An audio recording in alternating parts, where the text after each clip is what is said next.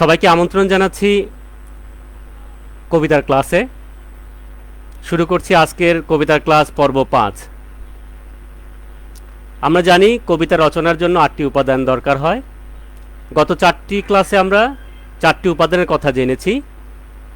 উপাদান 4টি ছিল: কবিতার ভাব ভাবনা বিষয় অনুষঙ্গ, কবিতা শব্দ অর্থ বাক্য, কবিতার বক্তব্যের প্রবাহমানতা, কবিতার ছন্দ। আজকে আমরা জানব কবিতার ওই 4 নম্বর উপাদানই ছন্দ। একটু পরিসরে বড়, তাই ক্লাসটা বৃদ্ধি পাচ্ছে। আমরা গত পর্বে কবিতার ছন্দের উপাদান ও স্বরবৃত্ত ছন্দের ব্যবহার জেনেছিলাম। আজকে জানব মাত্রাবৃত্ত ছন্দের ব্যবহার।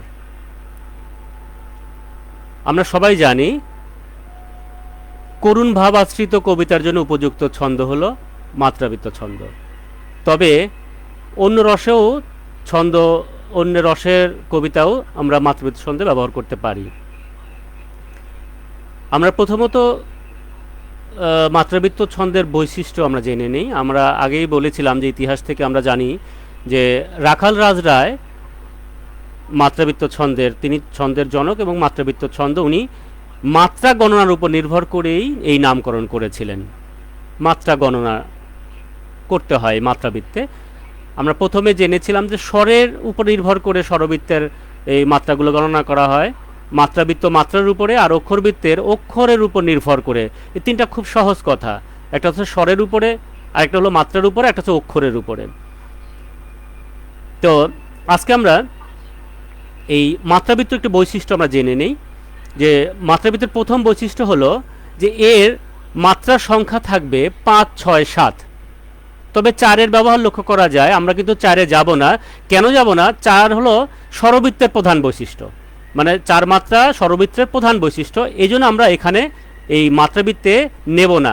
মাত্রাবৃত্তে আবার প্রধান বৈশিষ্ট্য 5, 6, 7, মানে মাত্রার সংখ্যার এবার বৈশিষ্ট্যের মধ্যে মাত্রার সংখ্যা 5, 6, 7। তাহলে আমরা একটা উদাহরণ দেখব, তারপরে আমরা এই 4-এর ব্যবহার একটু দেখব আর কি। 4-এ রবীন্দ্রনাথের একটা কবিতা আছে, আমাদের ছোট নদী। তো অনেকেই এই ছোট নদী কবিতার একটা মাত্রা করেছেন। আমরা গতকালকে আলোচনা করেছিলাম কিন্তু যে আমাদের ছোট নদী চলে বাঁকে বাঁকে, এই বৈশাখ মাসে তার হাঁটু জল থাকে, এভাবে 4 করে ভাগ করা যায়। কিন্তু কোনো কোনো জায়গায় মধ্যখণ্ডন এমনভাবে দেয়া হয় যে ওই পর্বটা আর উপযুক্ত হয় না পড়ার জন্যে। কারণ কবিতা শুধু লেখা না, কবিতা বলারও একটা বিষয় হয়ে দাঁড়ায়। তো সেজন্য আমরা আপাতত, যখন আপনারা বড় হবেন, আরও বড় হবেন, তখন ওটা জটিলতার মধ্যে যাবেন ব্যবহার করতে। কিন্তু আমরা এখন ওটাতে যাব না। আমরা 5 থেকেই বলবো যে মাত্রাবৃত্তের প্রধান বৈশিষ্ট্য মাত্রা সংখ্যার দিক দিয়ে 5, 6, 7। একটা নমুনা দেখতে পারি আমরা এবার। এটা কিন্তু টেনে টেনে পড়া হয় এবং প্রতিটা শব্দ কিন্তু ক্লিয়ার উচ্চারণ করতে হয় এবং পুরাটা উচ্চারণ করতে হয়। যেমন, এক যে আছে মজার দেশ, সব রকমের ভালো, রাত্রিরেতে বেজায় রোদ, দিনে চাঁদের আলো। এখানে কিন্তু আমরা 5, 5, 2, 5, 5, 5, 2 পাচ্ছি। আমরা 6ও কিন্তু এরকম আমরা পেয়ে থাকছি। 6-এর ব্যবহারে আমরা তাহলে 5-এর ব্যবহার দেখলাম, আমরা এবার 6-এর ব্যবহারও আমরা দেখতে পারি। খাঁচার পাখি ছিল সোনার খাঁচাটিতে, বনের পাখি ছিল বনে, একদা কি ছিল মিলন হলো দোহে, কি ছিল বিধাতার মনে। এখানে কিন্তু আমরা খাঁচার ভিতর ছিল আমরা এখানে পাচ্ছি।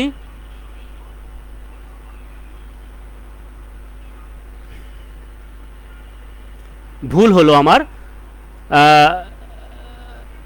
খাঁচার ভিতরটা 7 মাত্রায় আমি চলে গিয়েছি। আমি 6 মাত্রা একটু বলে নেই।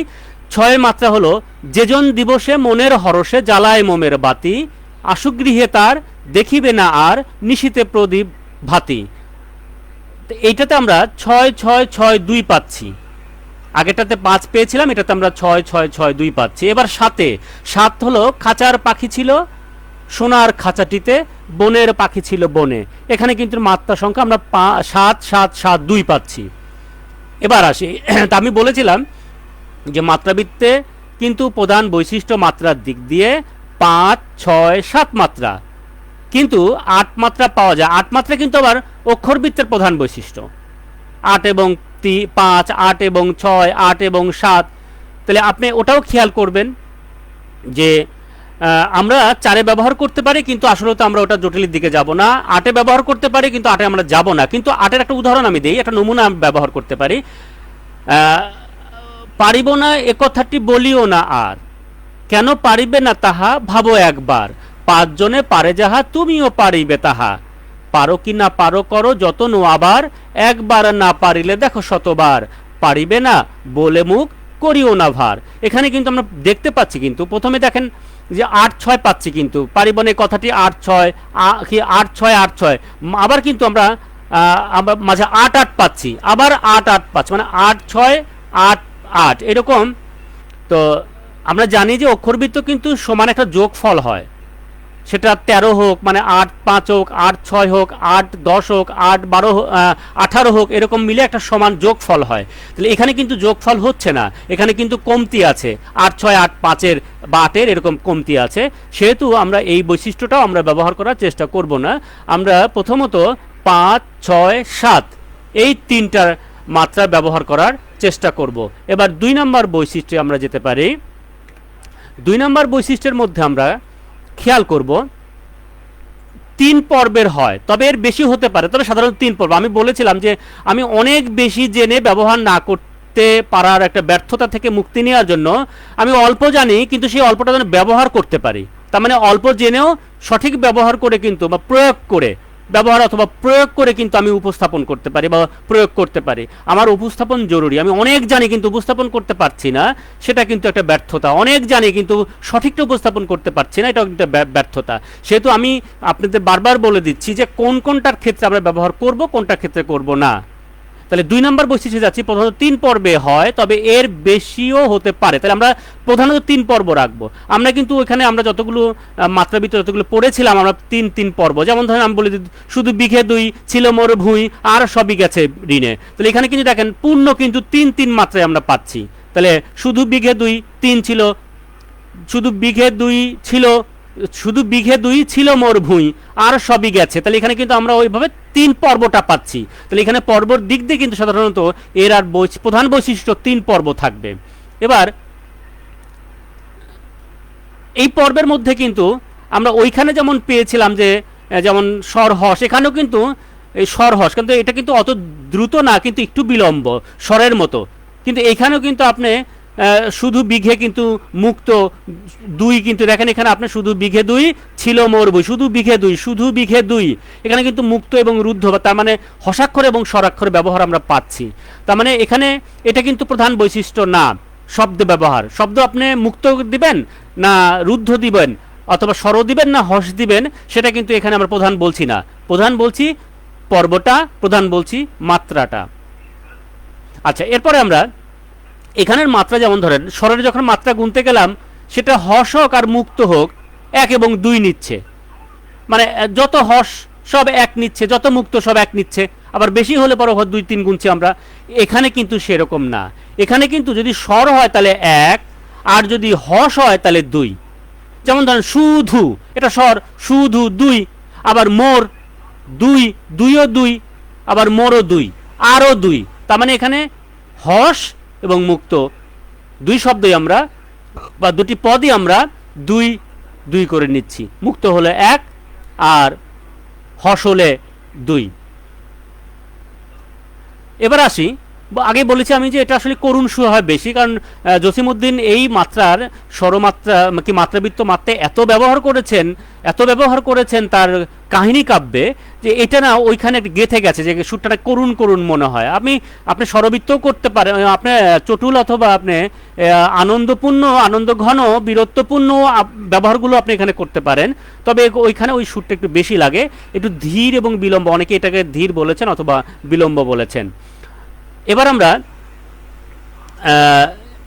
এই একটা ব্যবহারে যাই, দেখি। সুরেলা আমেজ থাকবে, একটু টেনে টেনে পড়বেন, প্রত্যেকটি শব্দ বা ধ্বনি মানে একেবারে স্পষ্টভাবে উচ্চারিত হবে। হ্যাঁ, এই জন্য কিন্তু একে কিন্তু এই ধ্বনিমাত্রিক ছন্দ বলা হচ্ছে। কিন্তু ওখানে যেমন স্বর ছিল, এখানে কিন্তু আবার ধ্বনি এসে গেছে। তো আমরা একটা উদাহরণ থেকে আমরা দেখার চেষ্টা করি যে ব্যবহারটা। আমি আমি আপনাদের সাথে এই জটিলে যাচ্ছি না, আমরা সহজভাবেই যাচ্ছি। জটিলে যাবেন, আমার বইয়ের মধ্যে অনেক নমুনা দেয়া আছে। এই এই ছন্দ শেখার কলা কৌশল বাংলা প্রকাশ এটা প্রকাশ করেছে, বাংলা প্রকাশ, এটা 2য় এডিশন চলছে। এখানে কিন্তু প্রচুর ব্যবহার আছে বাংলা সাহিত্যে, অনেক ছন্দের ব্যতিক্রম বলেন, এর বৈচিত্র্য বলেন, এর বিতর্কিত বলেন, অনেক ব্যবহার করা হয়েছে। তো সেহেতু আমি ওখানে না গিয়ে আমি সহজভাবে ধরার জন্য, ধরতে একটু সহজ লাগে, কঠিনটা ধরতে খুব কঠিন হয়। অনেকে আমাকে ফোন করে, আমাকে SMS দিয়ে, অথবা ইনবক্সে, অথবা আমার কমেন্টসে বলেছেন খুব ইজি হচ্ছে। এমনকি আমার যারা গুরুজন, আমিরুল ইসলাম সহ আরও অনেকেই যারা আমার গুরুজন আছে, তারা বলছেন যে খুব সহজ করে বলছিস। আমি আসলে কৃতজ্ঞ যে সহজভাবে বলতে চাচ্ছি এবং বলতে পারছি। সহজ কথা সহজে বলা যায় না, রবীন্দ্রনাথ তো এই দর্শনটা প্রকাশ করে গেছে। এবার আমরা উদাহরণে যেতে পারি। রবীন্দ্রনাথের এই 2 বিঘা জমি আমরা নিতে পারি। এই 2 বিঘা জমিতে রবীন্দ্রনাথ এইখানে ব্যবহার করেছেন সব, খেয়াল করে দেখবেন 2-2 মানে 6-6-2 6-6-2। শুধু বিঘে মোর ছিল মোর ভুঁই, আর সবই গেছে ঋণে, বাবু বলিলেন বুঝেছে উপেন, এ জমি লইব কিনে। কহিলাম আমি তুমি ভূস্বামী, ভূমির অন্ত নাই, চেয়ে দেখো মোর আছে বড় জোর, মরিবার মতো ঠাই। শুনি রাজা কহে, বাপু জানো তো হে, করেছি বাগান খানা, পেলে 2 বিঘে প্রস্ত দিঘে, সমান হইবে টানা, ওটা দিতে হবে। কহিলাম তবে বক্ষে জুড়িয়া পানি, সজল চক্ষে করুণ রক্ষে, গরিবের ভিটে খানি। আমি পুরো কবিতা পড়ব না, এই কবিতা পড়লে আমরা দেখতে পাচ্ছি এরকম 6-6 করে রবীন্দ্রনাথ এটা একটা করুণ গাথা নিলেন। এটা কবি দেখাতে চেয়েছেন সমাজের এক লুটেরা শ্রেণী, লুটেরা যারা বিত্তবান লুটেরা, প্রবল প্রতাপ নিয়ে বাস করে, তারা সাধারণ মানুষের এই অল্প জমিটুকু, দরিদ্রের কৃষকের জমিটুকু কেড়ে নিতে চায়। যদিও রবীন্দ্রনাথ বড়লোক ছিলেন, এই জন্য তার দরিদ্রের 2 বিঘা জমি কিন্তু কম না, কিন্তু রবীন্দ্রনাথের কাছে হয়তো ওই গরিবের জমি ছিল। 2 বিঘা কিন্তু প্রচুর জমি। তো তারপর রবীন্দ্রনাথ তো জমিদার ছিলেন, সেই অর্থে হয়তো তার কাছে 2 বিঘা খুব ছোট ছিল। তো এইখানে এই ভাবটা যখন প্রকাশ করলেন কবি, তো মনে করলেন যে না, এই জাতীয় এই কাহিনীটা তিনি এই ইসে নিতে পারবেন, মানে মাত্রাবৃত্তে নিতে পারবেন, তাই তিনি এটা মাত্রাবৃত্তে ব্যবহার করেছেন। এখানে পর্ব 3 রেখেছেন, 6-এর মাত্রা রেখেছেন, এবং স্বর এবং হসের খেলা খেলেছেন। অন্তপূর্ণ মানে অন্ত অপূর্ণ পর্ব রেখেছেন, আদ্য অপূর্ণ রাখেন নাই, শেষের দিকে কিন্তু অপূর্ণ পর্ব 2 করে রেখেছেন। তো আমরা এই কবিতা আসলে একটু মানে দেখা যায় যে হাত জোর করে করুণ কণ্ঠে, মানে শোকের কণ্ঠে এটা একটু পড়ার উপযুক্ত এটা। তো এখানে আমরা যতগুলো পর্ব দেখলাম, এই 9টা দেখলাম আমরা পূর্ণ পর্ব, আর 2টা 10 নাম্বার দেখলাম অপূর্ণ পর্ব। তো এই পর্বগুলো আপনি একটা খেয়াল করবেন যে রবীন্দ্রনাথ মানে এত মিল, মধ্যমিল বা তারপরে অন্তমিল শেষ মিল দিয়ে তিনি এত চমৎকারভাবে কবিতাটা দোতনা সৃষ্টি করেছেন যে এই ছন্দটা না ব্যাকরণের মতো মনে হয়নি। আপনারা জানেন যে ছন্দ কিন্তু কবিতার শরীরে 2 রকম লেগে থাকে। একটা হলো মাত্রা গুণে পাওয়া যায়, এটা এটা এটা ব্যাকরণগত, সংখ্যাগত। আর একটা হলো এই গতি, মানে গতি, যদি ওটাও গতি, কিন্তু এই গতিটা না ভাবগত গতি মনে হয়। মানে যেমন আপনি আপনার পিতার সাথে যখন চলবেন ছোটবেলায়, বাবা একটু দ্রুত যায়, আপনি একটু আস্তে যান, তো বাবা তখন ওই স্লোতটা, যে ভাবটা, মানে সন্তানের সাথে যে এই গতির ভাবের বিনিময়টা করেন, তো সেখানে কিন্তু এখানে রবীন্দ্রনাথ কিন্তু ওই ভাবের বিনিময়টা, ভাবের সাথে কিন্তু সংখ্যাগত মানে কি কম্বিনেশন করেছেন, তো একমাত্র রবীন্দ্রনাথই পারেন। আমরাও পারি, আমরাও কম পারি না। আমরাও যারা রয়েছি, আমরা কিন্তু এর চেয়ে খারাপ কবিতা লিখি না, কারণ আপনারা প্রত্যেকেই বাংলা সাহিত্যে যারা আছেন তারা কিন্তু প্রত্যেকেই ভালো কবিতা লিখছেন, চমৎকার কবিতা লিখছেন। আমি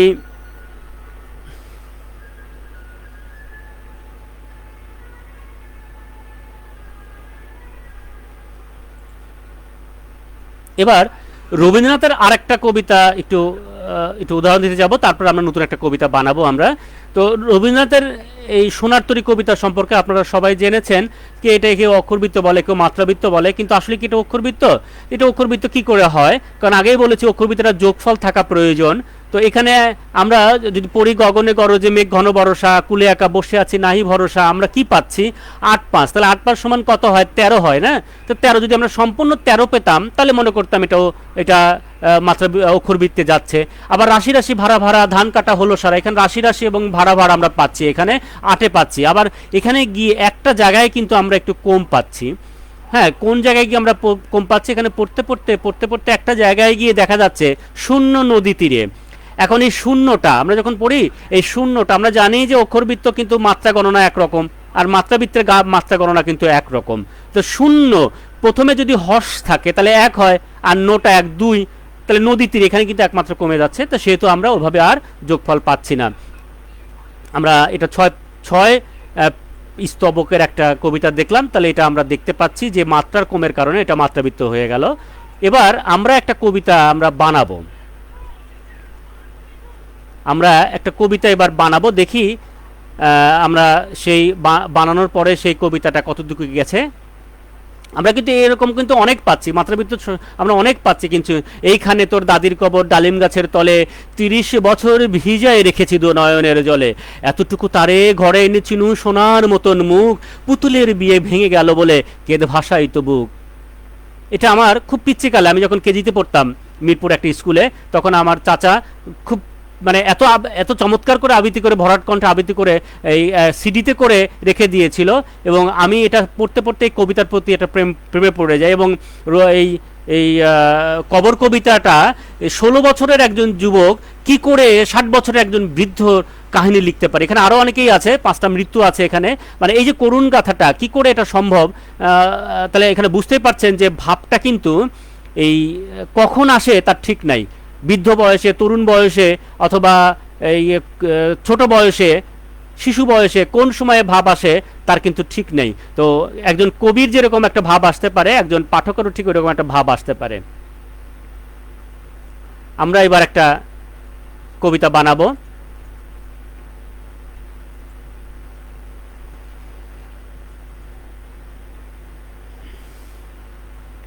আমি আর নানা পেটে পুরে দানা চললাম ঝাউবনে, আমি আর নানা পেটে পুরে দানা চললাম ঝাউবনে, পাখি ডাকা ভোর ঘুমে বড় জোর, চোখ মুছি ক্ষণে ক্ষণে, ওই দূরে গাও মনে হয় নাও, গাছগুলে মাছ তুলে, মেঘ আর রবি ফ্রেমে বাঁধা ছবি চেয়ে আছে বাঁশ ফুলে, পথ খুব সরু সাদা কালা গরু খেয়ে চলে নিজ মনে, ছুটে ছুটে চল তরা গরুগুলো সরা, নানা বলে ক্ষণে ক্ষণে, আমি নানা ভাই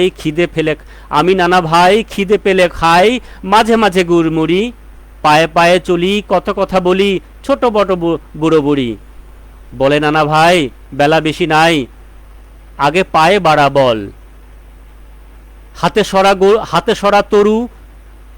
সরা তরু পথ খুব সরু, খুশির সীমা নাই, নানা কিছু চাই কোনো মানা নাই, কিনে দেন নানা ভাই, কোথা নানা ভাই এ জগতে নাই, আছে শুধু স্মৃতিখানা, বুকে জমা তাই সব দেখে যায়, তুমি ভালো থাকো নানা। এই যে একটা আপনার কবিতা লিখলাম আমরা। তো কবিতার এখানে দেখেন আমরা এখানে পর্ব দেখি। প্রথম স্তবকে এখানে 3টা স্তবক রয়েছে, 2টা পূর্ণ একটা অপূর্ণ। তো প্রথম স্তবকে আমরা আমি আর নানা, এরকম আমি আর নানার একটা পরিবেশ দিলাম। এখানে আমার কোথাও আমাদের বাধে নাই, সব জায়গায় কিন্তু 6-6 পাচ্ছি। দ্বিতীয় স্তবকে আমরা সবই কিন্তু 6-6 পাচ্ছি। লাস্টের 2 লাইনের আগের লাইন আমরা শেষ হয় বেলা, হাতে পাই মেলা, খুশির সীমা নাই। এখন এখানে খুশির সীমা আপনি গুণের মাত্রা, খুশির সীমা কত পাচ্ছি? 5 পাচ্ছি, 1 কমে যাচ্ছে। তাহলে এই যে কানেও কিন্তু বেঁধেছে, আপনারা যখন পড়েছি তখন কিন্তু বেঁধেছে যে শেষ হয় বেলা, হাতে পাই মেলা, খুশির সীমা নাই। এই খুশির সীমা তাহলে এখন আমাকে নিশ্চয়ই কবি বারবার পড়ে, তিনি সম্পাদক, তিনি বারবার পড়েন এবং তিনি পড়ার পরে আবার তার কানের সাথে অ্যাডজাস্টমেন্ট করে সেই কবিতার সেই ভাবের যে বাঁধছে কিনা। বালিশের নিচে রাখেন, বুক পকেটে রাখেন, কত জায়গায় যে কবি রাখেন, ওটা আওরান, হ্যাঁ, রিকশায় পড়ছেন আবার পড়ছেন, যদি ওটার কোনো পিস্টান না থাকে, পিচ মায়া না থাকে, তাহলে কিন্তু সেই কবিতা, যদিও আমাদের বাংলা সাহিত্যে এই সৈয়দ শামসুল হক বলেছেন যে আমার যেটা আমি লিখে ফেলি সেটার প্রতি আমার আর কোনো পিছু টান থাকে না, সেটা আমি আর দেখি না। কিন্তু এটা হতে পারে সে জিনিয়াস, কিন্তু আমি নাও হতে পারি, আমাকে বারবার দেখতে হয় অথবা ওটা এডিট করতে হয়। তো সেই জন্য আমরা একটু আরেকবার যখন পড়বো তখন ওই বিষয়টা আমাদের কাছে ক্লিয়ার হবে। তাহলে এবার খুশির সীমা আমরা কি করতে পারি, এটাই রেখে দেবো। আপনি বিখ্যাত কবি, আপনি আল মাহমুদ, আপনি শামসুর রহমান, আপনি রবীন্দ্রনাথ, এই জন্য আপনাকে যদি আমি রেখে দেই আপনি টেনে পড়বো, হ্যাঁ, অথবা একটা বইয়ের কবি এখানে ছেড়ে দিয়েছেন, এটাতে সমস্যা কিছু নাই, এভাবে ছাড়া যায়, তাই হবে? একটু চেষ্টা করব, আমি একটু চেষ্টা করে দেখি না খুশিরটা কি করতে পারি। তাহলে এই 5 মাত্রাকে আমরা 6 মাত্রা করার জন্য তাহলে সমার্থক, আমি প্রথমেই আমি বলেছি যে আমি শরণাপন্ন হব সমার্থক শব্দের কাছে। খুশির আরো কোনো সমার্থক শব্দ আছে কিনা এটা কিন্তু আপনাকে বেছে নিতে হবে। বাংলা সাহিত্য এই ধরেন 1916 সাল থেকে এ পর্যন্ত কেউ এত ছন্দের বই আপনি কোনো ছন্দের বইতে পাবেন না যে সমার্থক শব্দ লাগবে ছন্দের জন্য। আমি একমাত্র প্রথম আমার কিন্তু এই বইয়ের মধ্যে আমি উল্লেখ করেছি, আমি এই বইয়ের মধ্যে এনেছি যে লাগে। দেখেন আমি এখানে খুশি, এই খুশির আমার এখানে রয়েছে 3, আমার লাগবে 4। আমি গেলাম সমার্থক শব্দের কাছে, সমার্থক শব্দ খুঁজে খুঁজে পেলাম, কি পেলাম? খুশির একটা শব্দ আমোদের। তাহলে আমোদের, এখানে আমোদের আমরা এটা পেতে পারি। আমরা হর্ষের আছে, কিন্তু হর্ষের কিন্তু নিচ্ছি না, হর্ষ কিন্তু এখানে হর্ষের আমি নিচ্ছি না, একটু আমার কাছে সায় দিচ্ছিল না, কিন্তু আমি কিন্তু এটা অন্যরকম আর করতে পারতাম। খুশিরও সীমা নাই, খুশির ও 4 করতে পারতাম, কিন্তু আমার মন সায় দেয় নেই। আমার আমোদের দিলে আমার কাছে মনে হচ্ছে যে মনে হয় একটু ভালো লাগবে, বা আমার মনে হচ্ছে যে এটা উপযুক্ত হয়েছে। যে কি লাইনটা আবার একটু পড়ে দেখি খুশির বাদ দিয়ে, শেষ হয় বেলা হাতে পাই মেলা, আমোদের সীমা নাই, আমোদের সীমা নাই, আমোদের সীমা নাই। তাহলে আমার এখানে আমার কানে বাজছে না, তাহলে আমরা এভাবে ব্যবহার করতে পারি। আমরা দেখি তো আর একটা আমরা এভাবে একটু বানাইতে পারি কিনা, যে একটু অন্যরকম। সুকুমার রায়, যেরকম সুকুমার রায় তো ধরেন এই ছন্দের ব্যবহারটা মানে একেবারেই মানে ঘা মারার মতো, মানে যেমন ধরেন যদি বিল্ডিং বানায়, যে বিল্ডিং বানানোর পরে আস্তটা তো সব করা হয়ে যায়, যখন ওটাকে যখন ফান্ডিস্ট করতে যায় তখন দেখবেন তালে তালে গুতোচ্ছে, তালে তালে ওটাকে সুন্দর করে ফান্ডিস্ট করছে। তাহলে এইরকম ফান্ডিস্ট করা ছন্দ পাচ্ছি আমরা কিন্তু এই সুকুমার রায়ের হাত থেকে। তো সেরকম একটা সুকুমার রায় আমি তৈরি করি, দেখি আমরা পারি কিনা সুকুমারের মতো। কাঁচা আম টক টক, পাকা আম মিষ্টি, কাঁচা আম টক টক, পাকা আম মিষ্টি, কাঁচা ইটে ভয় হয়, বাড়ি যদি ক্ষয় হয় তাই পাকা ইট চাই, কাঁচা মাথা ঠক ঠক, পাকা মাথা ইষ্টি, কাঁচা ভিতে ভয় হয়, দেশ যদি ক্ষয় হয় তাই মাথা ফিট চাই। তাহলে এখানে কিন্তু আমরা 6 আর 2 এর খেলা কিন্তু আমরা খেলেছি আমরা। তো এখানে 6 এবং দেখেন প্রতিটা শব্দ দেখেন এখানে একেবারে আপনি দেখবেন যে আমরা অক্ষরবৃত্ত জানি যে অক্ষর গুণে গুণে হয়, এখানে দেখেন ঠিক ওই রকমই কিন্তু একেবারেই পাকা পাকা শব্দ, এখানে কিন্তু ছোট ছোট, এবং লাইনগুলো কিন্তু দেখবেন যে বড় না, কারণ কোনো জায়গায় আমরা মাত্রা গুনতে গিয়ে ছোট এবং বড় শব্দ পাই, কিন্তু এখানে দেখেন কাঁচা আম টক টক, পাকা আম মিষ্টি, কাঁচা ইটে ভয় হয়, বাড়ি যদি ক্ষয় হয় তাই পাকা ইট চাই, কাঁচা মাথা ঠক ঠক, পাকা মাথা ইষ্টি, কাঁচা ভিতে ভয় হয়, দেশ যদি ক্ষয় হয় তাই মাথা ফিট চাই, তাই মাথা ফিট চাই। তাহলে এখানে কিন্তু আমরা ওভাবে 2-2 করে চমৎকার একটা খেলা খেলতে পারলাম, মানে মাত্রাবৃত্ত ছন্দের একটা খেলা খেলতে পারলাম। আপনি এভাবে কিন্তু খেলতে পারেন, আমরা ছন্দ নিয়ে খেলতে পারি। ছন্দের নতুন ছন্দ আমরা আনতে পারছি না, আর যদিও কেউ কার বা মানে আরবি ছন্দ বা অন্যান্য ছন্দ, এটা সত্যেন্দ্রনাথ, আমাদের কাজী নজরুল ইসলাম, বা আমাদের এখন অনেকেই মালেক মাহমুদ কিছুদিন চেষ্টা করছেন, তিনি এই আরবি ছন্দে লেখার জন্যে, তো লিখছেনও তিনি। তো আমরা না ওই আসলে আগে যারা বাঁক তৈরি করেছে ছন্দ সাহিত্যে, অলঙ্কারে, আমরা কিন্তু এখন ওটাতে যাই না। আমরা শব্দে, আমরা কাহিনীতে, আমরা বিষয়, আমরা ভাবনায় বৈচিত্র্য আনার চেষ্টা করছি বা আনছি, কিন্তু আমরা ওখানে যাচ্ছি না। তো আমি এবারে আরেকটা একটু ছন্দে আমরা মানে আরেকটা বানাবো আমরা, যেটা দেখি তো 2 রকম করা যায় কিনা। 2 রকম কি, মানে 2-1টা শব্দ এদিক ওদিক দিয়ে মাত্রাবৃত্ত করা যায়, আবার অক্ষরবৃত্ত করা যায় কিনা। এটা অক্ষরবৃত্ত করা যাবে, কিন্তু একটু একটু চটুল অক্ষরবৃত্ত হবে, একেবারে কিন্তু অক্ষরবৃত্ত একটু গম্ভীরপূর্ণ হয়তো এটা নাও হতে পারে। সাদা সাদা চুলদারি, সাদা সাদা বুরু, গাঢ় গাঢ় হাব ভাব, জানাশোনা পুরু, এত কিছু আছে, যার আছে সেই হবে গুরু। কিন্তু দেখেন এখানে কিন্তু আমরা ভেঙে যাচ্ছে আমাদের। কিভাবে দেখেন, সাদা সাদা চুল আর সাদা সাদা ভুরু, গাঢ় গাঢ় হাব ভাব, গাঢ় গাঢ় ভাব, জানাশোনা পুরু। তো এখানে কিন্তু ভেঙে যাচ্ছে। কিন্তু এটা যদি আমি অন্যরকম দেখেন, আমি অন্যরকম দিয়ে আবার তৈরি করতে পারি, কারণ শব্দের খেলার জন্য কিন্তু ছন্দটাও আরো আরো হৃদয়গ্রাহী হয়, আরো ছন্দটা আরো আমাদের কাছে রিদম তৈরি করে। তো এখানে কিন্তু এটা আমরা করতে পারি এভাবে, সাদা সাদা চুলদারি, সাদা সাদা বুরু, গাঢ় গাঢ় হাব ভাব, জানাশোনা পুরু, এত কিছু যা আছে যার সেই হবে গুরু। তাহলে এখানে দেখেন তো আমি ওখানে এই এত কিছু আছে যার, এত কিছু আছে যার, এত কিছু আছে যার, আমরা ওখানে এত কিছু আছে যার সেই হবে গুরু। আমরা পর্ব কিন্তু দেখেন 6 মাত্রা করছি, কিন্তু ভেঙে যদি এরকম করি তাহলে কিন্তু আমাদের হয় না। আমরা কিন্তু এটা অক্ষরবৃত্ত করতে গেলে কিন্তু যেমন আমি এখানে বললাম এত কিছু আছে যার সেই হবে। আমি আগেই বলেছি পর্ব কিন্তু একটা বাক্যে, খণ্ড বাক্যের সম অর্থ নেবে। তাহলে এখানে আমরা যার সেই হবে এই সম অর্থ নিচ্ছে না, সেজন্য কিন্তু এটা কিন্তু ভেঙে যদি আমি অক্ষরবৃত্তে যাই, যে গাঢ় গাঢ় হাব ভাব, আমরা ওখানে আমরা মানে এত কিছু আছে যার সেই হবে গুরু। আপনার কাছে কোনটা পর্বটা এই ধরেন অর্থপূর্ণ খণ্ডবাক্য মনে হয়? এত কিছু আছে যার সেই হবে গুরু, এটা ভালো মনে হয় না এত কিছু আছে যার সেই হবে গুরু? তাহলে পড়ার জন্য যদি আমার এটা হয়, তাহলে আমাদের এটা অক্ষরবৃত্ত 14 মাত্রা অক্ষরবৃত্ত হয়ে যাচ্ছে। এরকম কিন্তু আমরা আরো অনেক ছন্দের এক্সপেরিমেন্ট করতে পারি। আমি আরো 25 মিনিট কথা বলেছি, আরো আমরা এভাবে আরো এক্সপেরিমেন্ট করতে পারি। আমরা আরো আমাদের ভাব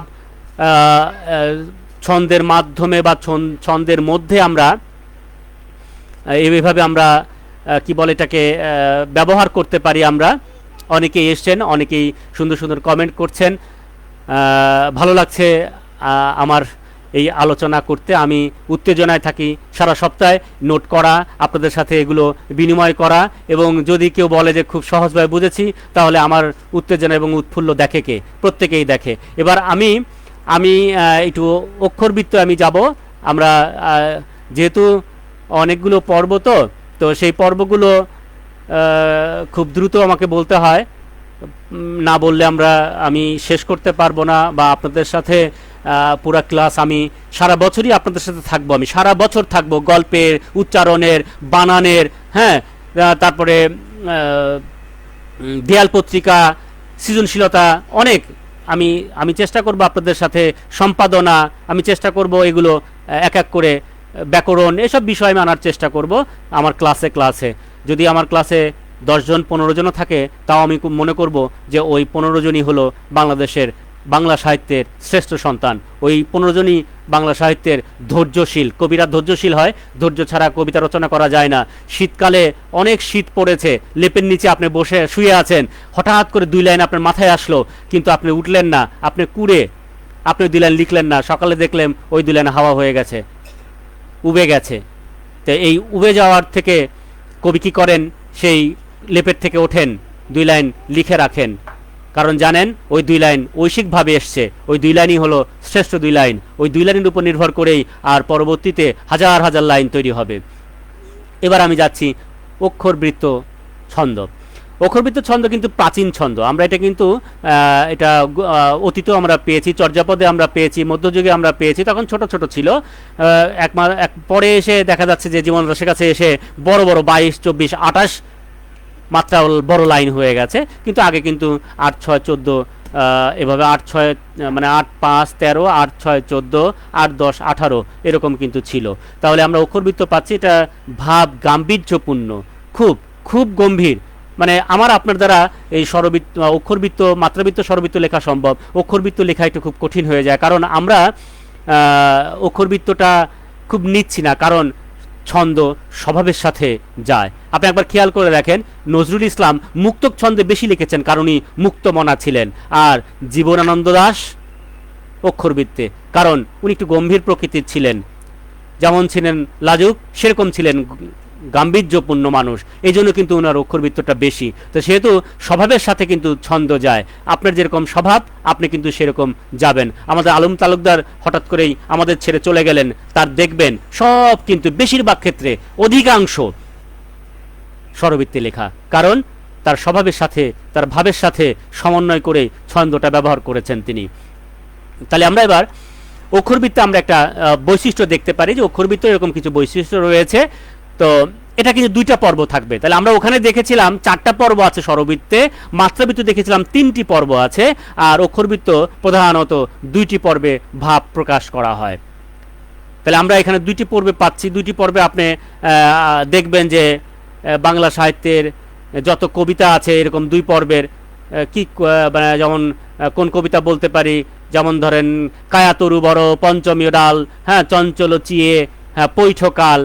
আবার রবীন্দ্রনাথের ধরেন আমরা যদি ছোট নদী পড়ি, অথবা আমরা এইভাবে আর কার কবিতা পড়তে পারি, আমাদের ওই যে আমাদের গ্রামখানি পড়তে পারি, এভাবে আমরা অনেক পড়তে পারি। আমরা আমরা এগুলো দেখতে পাই যে অক্ষরবৃত্ত ছন্দে লেখা। তা আমরা পর্ব আমরা দেখলাম যে 2 পর্বে হতে হয়। মাত্রা এবার দেখি, এটা একটু মাত্রা কিন্তু একটু আগে আমরা মাত্রার কথা বলেছিলাম যে এই মাত্রার যাত্রাটা একটু অন্যরকম, একটু কঠিন যাত্রা।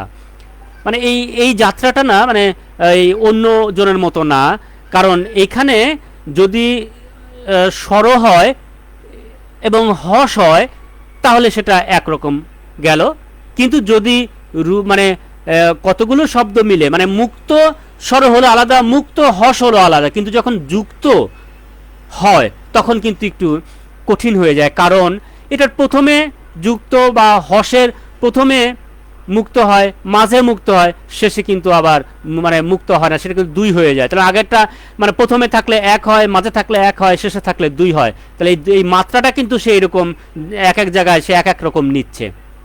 তার মানে যৌগিক ধ্বনি যেগুলো বা হস অক্ষর যেগুলো, সেগুলো যদি বেশি অক্ষরে থাকে তাহলে সেটা আমরা প্রথমে নিচ্ছি 1, মাঝে নিচ্ছি 1, শেষে নিচ্ছি 2। আমরা উদাহরণে সেটা খেয়াল করব। এখানে কিন্তু আরও কিছু আমি নতুন কিছু ভাব, কিছু বৈশিষ্ট্য অথবা উপাদান কিছু আমি নতুন আবিষ্কার করার চেষ্টা করেছি। এখানে নির্দেশক পদ, উপসর্গ পদ, প্রত্যয় পদ আর সমাসবদ্ধ পদ, এগুলো থাকলে পরে যখন 2টি শব্দ একত্র হয়ে যায় তখন কিন্তু ওটার মাত্রা 2 হয়, 1 হয় না। আমরা আশা করি সুযোগ পেলে পরে আলোচনা করব। এখানে আবার কথা আছে যে অক্ষরবৃত্তটা অক্ষর গুনে গুনে হয়। সাধারণত আমার মতো অন্ধ যারা, তারা অক্ষর গুনে গুনে পড়লেও হবে, এটা মানে একেবারেই যে ধরতে হবে তা না, তবে সাধারণত বলা হচ্ছে অক্ষর গুনে গুনে পড়া হয়। আসলে অক্ষর গুনে আপনি দেখবেন 14 আছে, 18 আছে, 22 আছে, আপনি অক্ষরগুলো দেখবেন। তো এটা খুব ধীর হয়, বললাম যে গম্ভীর, দ্রুত না, গম্ভীর তো ধীর হওয়ারই কথা, তাই না? আচ্ছা, এখানে কিন্তু একটু কবিরা সুবিধা নিচ্ছেন, স্বরবৃত্তে কিন্তু সুবিধা নিচ্ছেন, এখানেও কিন্তু সুবিধা নিচ্ছেন। সুবিধা আবার কি, যেমন এ ও উ, এটা সুবিধা নিচ্ছে কবিরা, চর্যাপদের কবিরা কিন্তু এটা সুবিধা নিচ্ছে। কোনো সময় দেখা যায় মাত্রা কম টেনে নিচ্ছেন, মাইকেল মধুসূদন দত্ত কিন্তু কম দিয়েছেন কোনো কোনো জায়গায়, কিন্তু ওটা কিন্তু আমরা টেনে পড়ছি, টেনে আমরা 6 বা 8 নিয়ে গেছি। হ্যাঁ, চঞ্চল চিয়ে, আমরা যদি চর্যাপদ পড়ি চঞ্চল চিয়ে, এখন এই দেখেন এটা কিন্তু এখানে আমাদের ওইরকম নিতে হচ্ছে, টেনে নিতে হচ্ছে। তার মানে এভাবে কিন্তু কবিরা অনেক সময় ওইরকম টেনে টেনে নিয়েছেন। আচ্ছা, এবার আমি সমাসবদ্ধ পদ বলেছিলাম আমি, যে সরি নির্দেশকবদ্ধ পদ বলেছিলাম। নির্দেশকটা কি? টাটি, খানাখানি গুলো, এগুলো তো নির্দেশক। এবার শব্দের কোথায় বসে? শেষে বসে।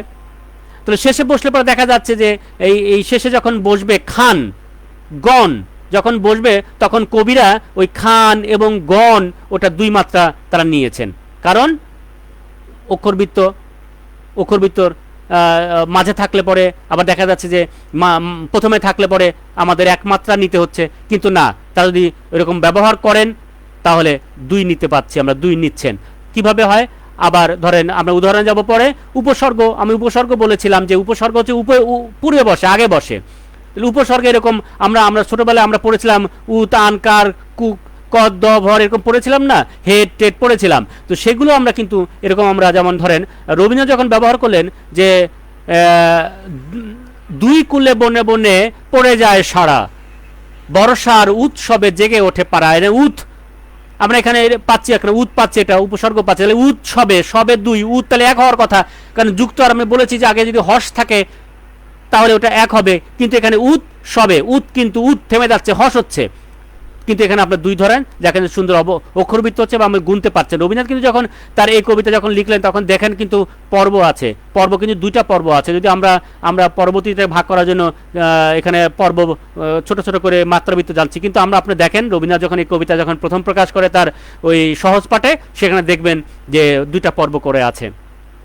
আচ্ছা, এরপরে সমাজবদ্ধ শব্দ, সমাজবদ্ধ শব্দ কিন্তু এই কবিতায় পাচ্ছি, গোলা জলে, তারপর ধরেন গামছা, চিকচিক, একধার, হ্যাঁ, কাশবন, এগুলো কিন্তু সমাজবদ্ধ শব্দ।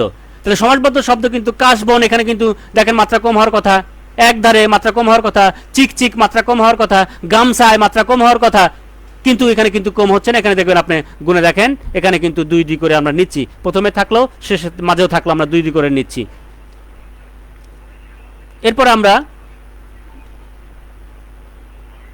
একটা অক্ষরবৃত্ত ছন্দ, যে আমরা যে সুবিধাগুলো জানলাম, যে ব্যবহারগুলো জানলাম, আসলে খুব সহজ, কঠিন না, ব্যবহার করবেন, লিখবেন, আবার পরে আপনারা দেখবেন যে নিজেই গুণে নিজেই ঠিক করে নিয়েছেন। হ্যাঁ, ভালোটা লিখবেন, শ্রেষ্ঠটা লিখবেন, শুদ্ধটা লিখবেন, বসে থাকতে থাকতে বুড়ো হয়ে যাবেন, চুল দাড়ি সব পেকে যাবে, আপনার বয়স হয়ে যাবে 60, তাও তখন আপনার লেখালেখি শুরু হবে, অথবা সারা জীবনে হবেও না, ওই মনের মধ্যেই পড়ে থাকবে, সেহেতু লিখে যান। রবীন্দ্রনাথ অনেক লিখেছেন, সব কিন্তু সার্থক না। রবীন্দ্রনাথ নিজেও পরে রবীন্দ্রনাথ বলেছেন যে ওগুলো একটু বাইরে রাখতে আলোচনা, কিন্তু দেখেন শ্রেষ্ঠগুলো কিন্তু আমরা পেয়ে যাচ্ছি। তাই শ্রেষ্ঠটা লিখবো, ভালোটা লিখবো, শুদ্ধতা লিখবো, এই অপেক্ষা বসে থাকলে আপনি থাকবেন, আপনার লেখা থাকবে না।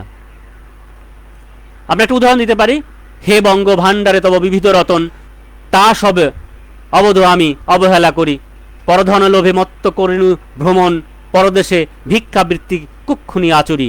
এটা আমরা কিন্তু এখানে আমরা পাচ্ছি যে ৮-৬ যে আমরা দুইটা পর্ব পাচ্ছি, সেই পর্ব পদ্ধতিতে আমরা এখানে পাচ্ছি।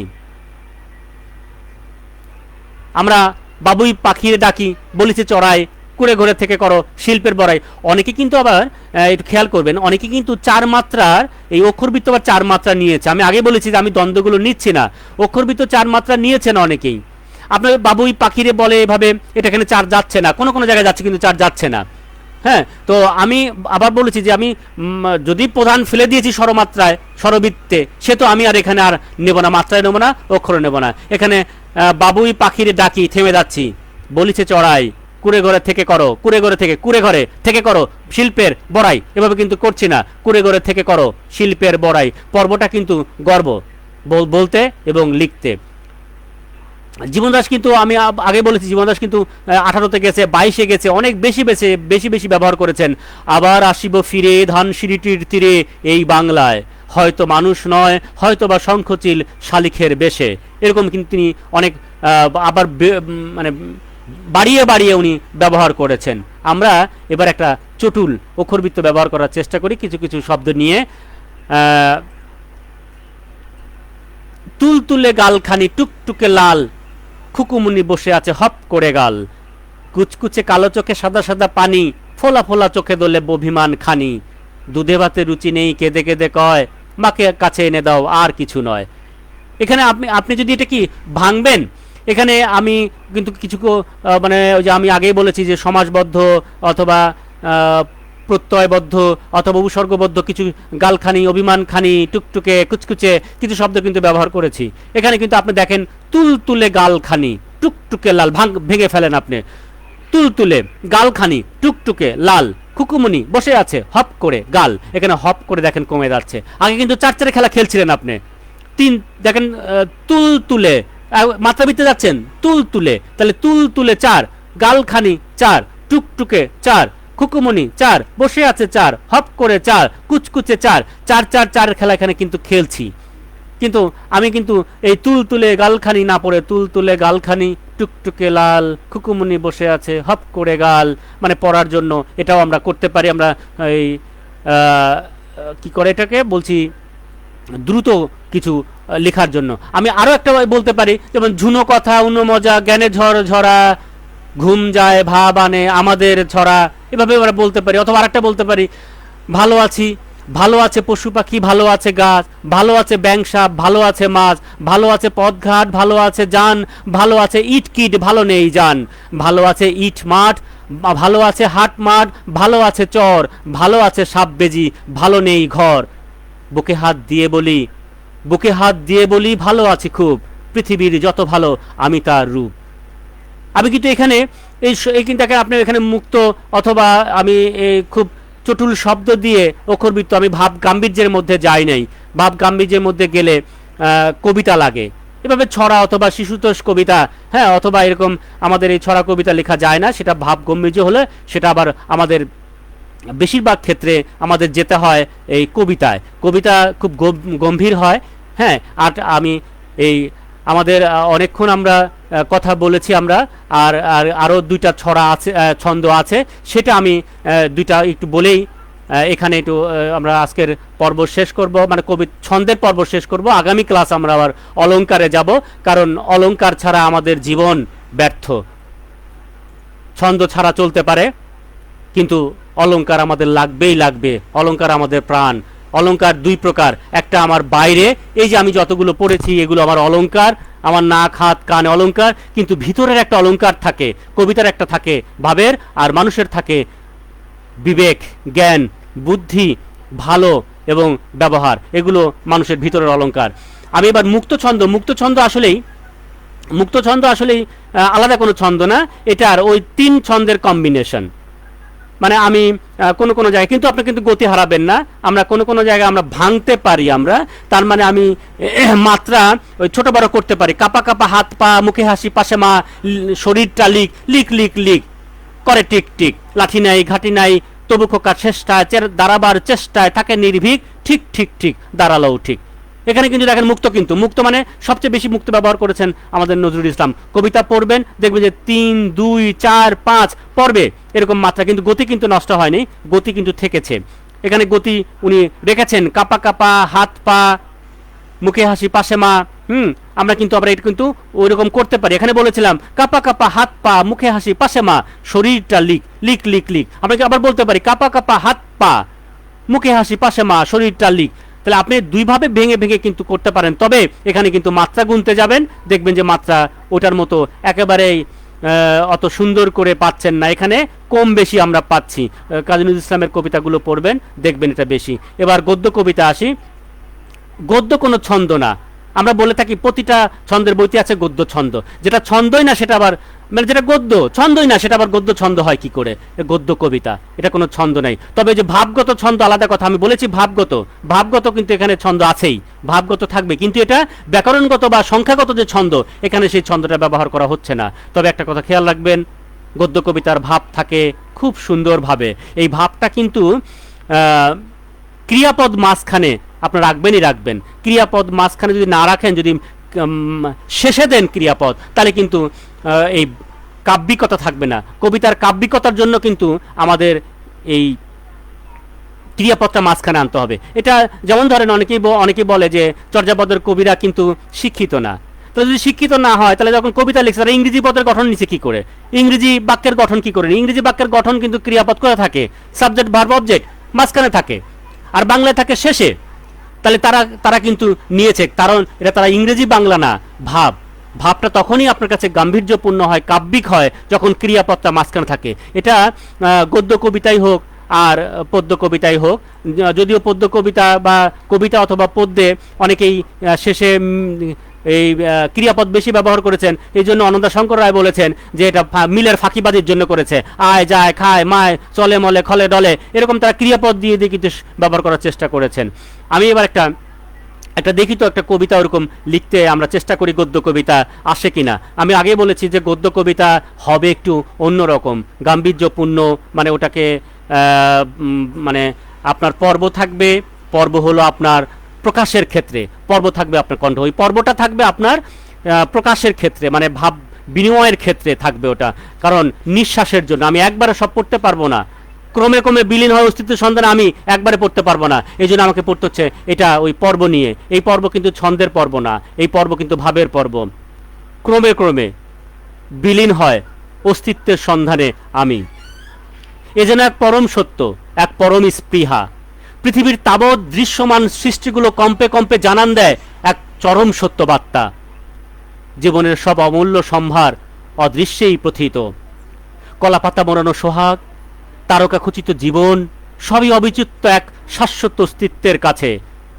জন্ম, মৃত্যু এবং মাঝে পুনঃ পুনঃ ক্লান্তিকর গমনাগমন, এ সবই সাজাপ্রাপ্ত জীবন শুধু তাকে আলিঙ্গন করার জন্য। পৃথিবীর মহাসত্যের স্বাক্ষর পতিত করবে আলিঙ্গনের ভিত। দৃশ্যত আমি আর মাটি, অদৃশ্যত শূন্য, সবই এক প্রকার বন্ধন, এক প্রকার সাযুজ্য।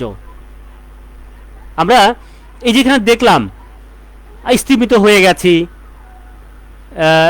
গম্ভীর হয়ে গেছি, শব্দগুলো কেমন যেন একটু ভারী ভারী দৃশ্যত। যদি এই শব্দ কিন্তু আমি ব্যবহার করতে পারতাম আমরা ছড়ায় অথবা স্বর অথবা মাত্রায়, কিন্তু মধ্যখণ্ডনটা বেশি ব্যবহার করতে হতো।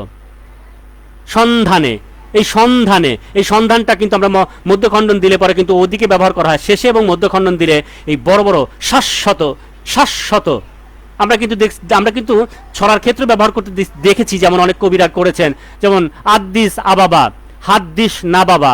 এখানে কিন্তু ওই যে ব্যতিক্রম মিলানোর পরে কিন্তু দেখেন ছন্দের মানে স্বরবৃত্তের মাত্রাবৃত্তের হয়ে গেছে। আমরা আর একটা লাস্ট কবিতা আমরা পড়ব। এই কবিতা পড়ে আমাদের ক্লাস আজকের মতোই শেষ হবে।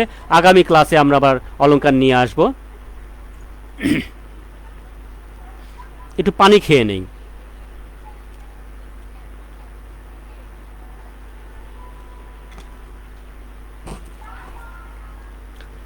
আপনারা আমার সাথে আছেন, আমি মহাসমুদ্র পাড়ি দিতে পারবো। ধন্যবাদ।